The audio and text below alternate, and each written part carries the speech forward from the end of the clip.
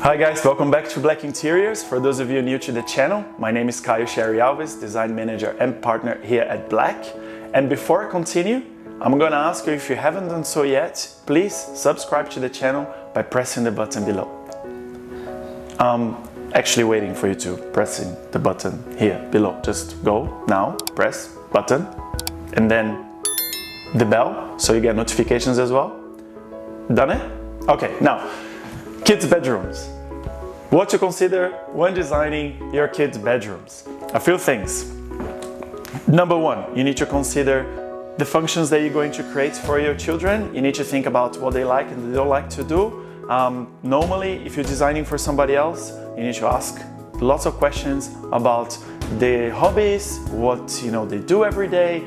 Do we need to incorporate a play area in the room, etc. So you get all this information from the parents. If that's for your own children, you know better than anybody else that the soul of the house, your own children, who they are and what they like to do. So you need to think about what they spend most of the time doing and think about doing that in the layout of the room. Okay, so you need to think about some reading areas, some reading nooks like this image here. Otherwise, if your baby girl is growing up and she's enjoying playing with your makeup, you need to do a dresser like in this image here and on the design that we've done. So all these things you need to think about before you set up the whole space. Then you think about the color palette of the room.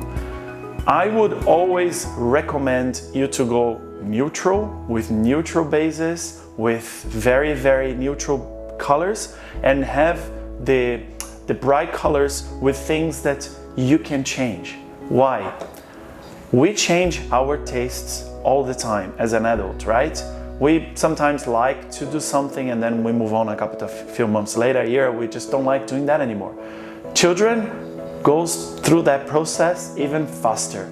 So even though their favorite color today is purple, trust me, in 3 months, they're gonna come back from school, and because their best friend at school is gonna say that they hate purple, they're gonna hate purple too. And you don't wanna have a purple room, right? Not in things that you cannot change. You don't wanna have the carpet in a color. You don't have anything that is fixed to the room. So things that you can change.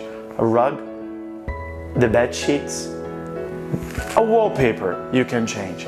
But the rest, don't go with anything. So create a blank canvas for you to add those colors to their space with things that you can change. So when they change their taste, you can change that as well. Once a year you change the bed sheets to a color that they like. A wallpaper is something very nice, very practical to change as well. They have beautiful wallpapers. I'm going to put some examples here. This one is one of my favorites. I've used that in a couple of designs. And then this wallpaper as well. It's very playful, it's very fun, has a lot of nice colors, and you can add that to any blank canvas, any room that you have already, the neutral palette to receive that, okay? So now once you've established that, you need to think about as well the most essential aspect, the lighting of the kids' room. There's so many fun ways that you can bring that to the space. You can have a projector projecting stars in the ceiling, for example. You don't need to actually do that in the ceiling because eventually they're going to grow out of it. And again, think about nothing fixed, like nothing that you cannot change. A projector that you can put in a shelving unit next to the ceiling. It can reflect the stars in the ceiling, for example. It's a really, really nice idea to bring fun to this space. As well as, don't forget, your kids are gonna wake up in the middle of the night. You need to have a night light. You can have that underneath, built in under the bedside tables. You can have that around the bed as well. So that's, warm light that can be always on during the night when they wake up. So those are the small details that you should consider when designing your ideal kid's bedroom. Now, if you want to know more about it, please let us know what you want to know and let us know how we're doing in the channel. This is probably the last one of this series of room guide videos.